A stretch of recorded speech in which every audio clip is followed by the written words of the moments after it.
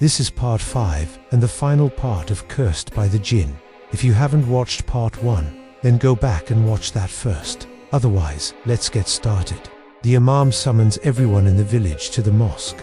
It's going to be a night they will never forget. He asks them to bring salt, iron objects, and sharp knives. He says he'll explain everything in the morning, but right now they need to prepare for a final stand against the Jinn. After midnight, everyone is gathered in the mosque. The Imam drew a protective circle on the floor using salt and iron. Inside the circle, he placed some verses from the Quran. He said these are the strongest weapons against the evil spirit. Everyone must stay inside the circle until sunrise. That way they won't lose their souls. One by one, the villagers entered the circle and stood behind the Imam. Then suddenly, the doors and windows of the mosque slammed shut. They heard chains dragging, metal moans and screams in the darkness. Suddenly, the walls shook, and out of the corner of his eye, the Imam saw something unbelievable. He turned to the others and shouted, "Quick, look up!" There above them, forming on the ceiling, was a massive black shadow. It looked like a giant genie. Its eyes burned bright red. It was so big that its body extended far beyond the walls of the mosque, reaching all the way to the edge of the village. It had huge claws and wings like a bat. The heads of scorpions and snakes sprouted from its back, and the stench of rotten flesh filled the air. It screamed once more, and the sound shook the foundations of the mosque. The entire village seemed to shake as if something gigantic and evil was stirring beneath it. The Imam raised his hand for everyone to stay calm. When the Jinn spoke, its voice echoed like thunder. "I am the great Jinn. You cannot defeat me. Now your life force belongs to me." With that, the creature lunged towards the Imam and reached out a clawed hand to grab him. But the Imam was ready. He held up a verse from the Quran, and the jinx recoiled as if burned by fire. "Begone, accursed one," he cried. "You have no power here." But the jinx was relentless. It lunged again and again, each time forcing the Imam to push it back with more and more verses from the Quran. With every blow, the jinx roared in anger. It smashed through the roof and sent tiles crashing down around them. More and more villagers joined the fight, each brandishing verses from the Quran. But even so, the jinx continued to advance. As it moved forward, one by one, the villagers began to faint. Their faces grew pale, and their limbs went limp. The jinns were draining their strength. Soon, most of the villagers fell to the ground, unconscious. Only the Imam and a few others remained standing. In a last-ditch effort, the Jinn swooped down and grabbed a child. It lifted him high above its head like a human shield. "So be it," the Imam shouted. "Then let it be as I desire."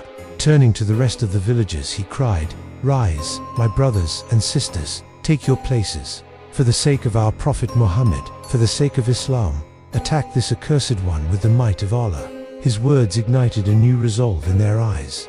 They rose and joined the fray. Again and again, they pushed back the Jinn, forcing it to retreat into the shadows. The Imam called out to the child, "Fear not, little one. Allah is with us." To everyone's horror, the Jinn suddenly loomed over the Imam. It snarled, "You cannot defeat me. Your souls belong to me." But the Imam stood firm.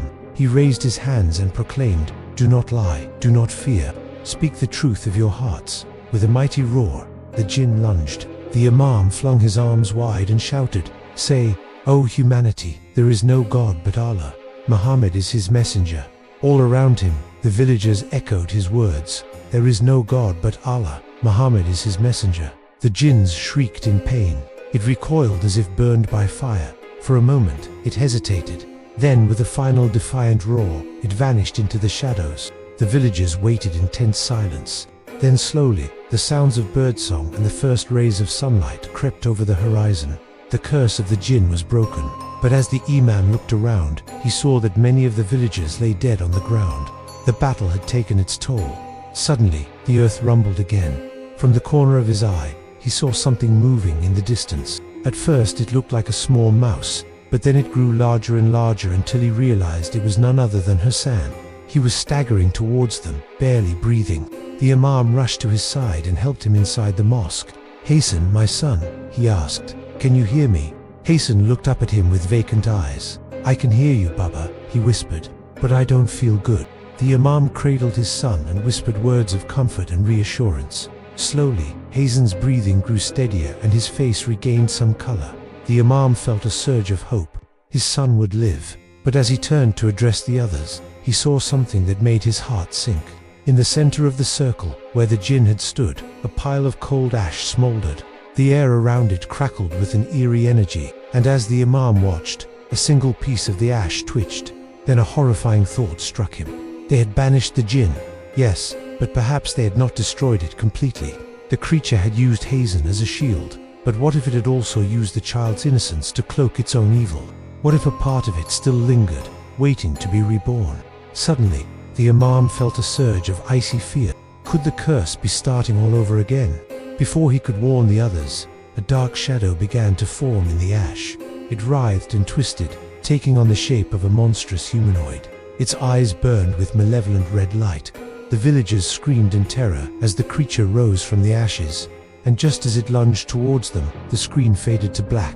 The next morning, the villagers emerged from their homes to find the mosque in ruins. The protective circle was broken, the Qurans were scattered and burnt, and the Imam was nowhere to be seen. Had the Jinn returned in the night and reclaimed his soul? Then they saw him standing at the edge of town, cradling his son Hazen close. The boy was alive, but weak. The Imam's face was grim.